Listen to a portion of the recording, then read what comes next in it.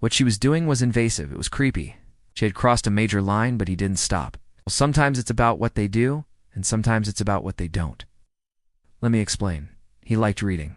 He had a great sense of humor. And most importantly, he made me laugh. Which sounds trivial, but at that point in my life, it was something I hadn't experienced in a while. There was a 3-hour stretch where we traded jokes and stories back and forth, and I found myself laughing out loud. I'd only seen pictures on his profile, pictures that he must have carefully selected. He asked me why I hadn't suggested a video chat yet, and to be honest, I was shocked. Why hadn't I thought of that? When he appeared on the screen, the first thing I noticed was his hair. In the photos, it looked dark brown. In reality, it was black. I started noticing it in the background of his calls, propped against furniture, resting on his lap. Every message was exactly the same, a replica of the ones he sent me. And sometimes, he even sent me screenshots of conversations he'd had with other women, bragged about getting them to commit to the platform. I didn't block him, but I stopped responding to his messages. I didn't want to hurt his feelings, so I pretended to be busy. I told him I was working on my novel. But the truth is, I was afraid of what I was seeing, afraid of what I was missing. I accepted a video call. The second his face appeared on my screen, I knew I'd made a mistake. He was smiling, but his arm was still. I couldn't help myself. I blurted out, "What happened to your arm?" I felt like I was losing a part of myself, my ability to connect with others. And it was terrifying. Then he recovered quickly and he lied. He told me he'd injured it in a fight. A fight I'd never heard him mention. "What kind of fight?" I asked. He mumbled something about guys at a bar. Sometimes what we see online is just a carefully crafted image. And sometimes, just sometimes what we see is more than we bargained for. I was lucky. I dodged a bullet. But there are so many others who aren't as fortunate. He looked away from the camera, turned his body slightly. Trust your instincts and remember that sometimes the scariest monsters are hiding in plain sight. And then he did something strange. Be cautious of the shadows in your digital life. And for the briefest of moments, I saw the reflection of a prosthetic limb in the dark background of his room. That's when I started paying attention to his arm again. And that's when I blocked him. I deleted him, or I deleted the app from my phone. And then I walked out into the real world. Now that I knew he was talking to multiple women at once, I realized something was off. Not only did his arm not move, it didn't cast a shadow either. "Hey, it's been a while. How's your day going? You on the app? Thinking of you? Remember sometimes the scariest monsters are hiding in plain sight?" The difference was the usernames. All these women were different. He was messaging all of them simultaneously. I felt betrayed, confused, and angry. I told him I had a busy schedule, that I couldn't make plans. He was sorry, and I believed him. But the truth is I didn't want him to ask for a video call again. But eventually, they became annoying. And when I finally snapped back at him, telling him to leave me alone, he apologized.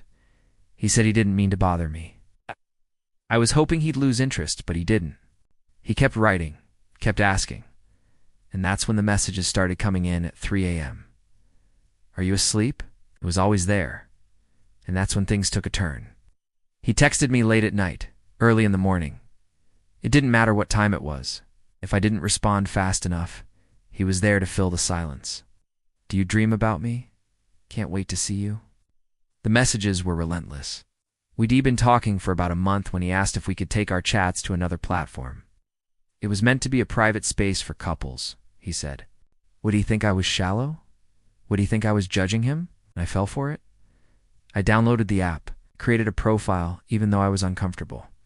With the idea of strangers seeing my face, I trusted him. I trusted that it was just a private app for us. His eyes were darker too, and his skin tone was deeper. I knew I shouldn't judge, but my mind raced. Was I disappointed? It's not like I was hesitant about revealing my face.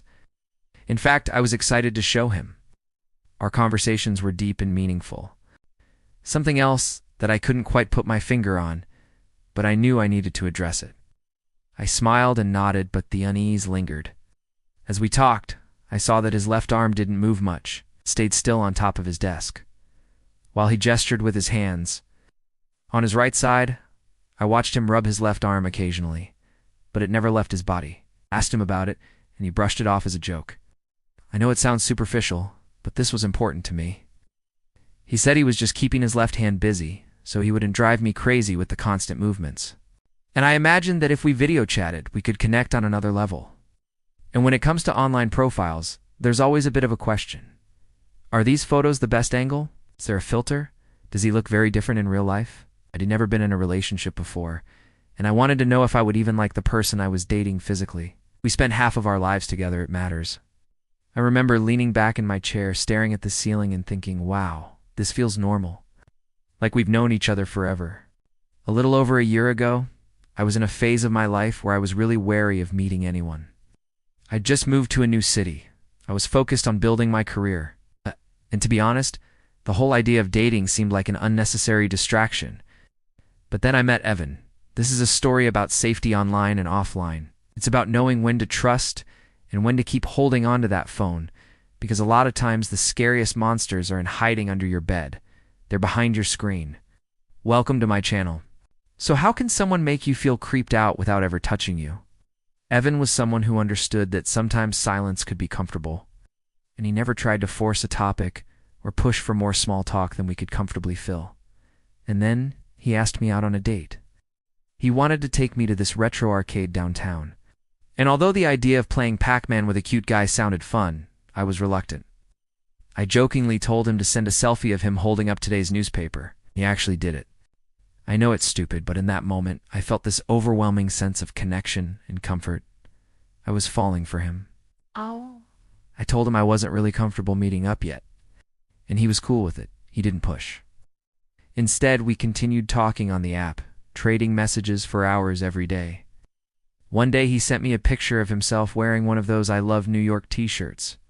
But the issue was I didn't know what he looked like. Evan must have sensed my hesitation because one day he brought it up. So that afternoon, I sat down, I set up my laptop, and I clicked the link he sent me. The truth is, I think I was a little bit, but I quickly pushed those thoughts aside because there was something else. As the weeks passed, I became fascinated with his arm. And then I saw the messages he'd been sending to other women on the same platform. He never hid his activity on the platform. He wore it like a badge of honor. After that day, I never accepted another video call from him. And even now, I still think about that call, the messages, the unanswered questions. I decided to hold back. I pretended to be flaky and unreliable. It was like he invaded my sleep schedule, my privacy, my boundaries. At first, they made me laugh. I thought it was funny. I told him to buy some melatonin. I told him to get a life. That's why I did it. I reached out across the screen, across the miles, across the hope that we could have something real. His smile faded, and for a moment, he looked genuinely shocked. Before I could process what I was seeing, he snapped his laptop shut, ending the call. In the digital age, we often forget that behind every username is a real person, someone's real face. It's been over a year since I blocked Evan. This story is a reminder to all of us. Thank you for watching. And if you enjoyed this video, please consider subscribing.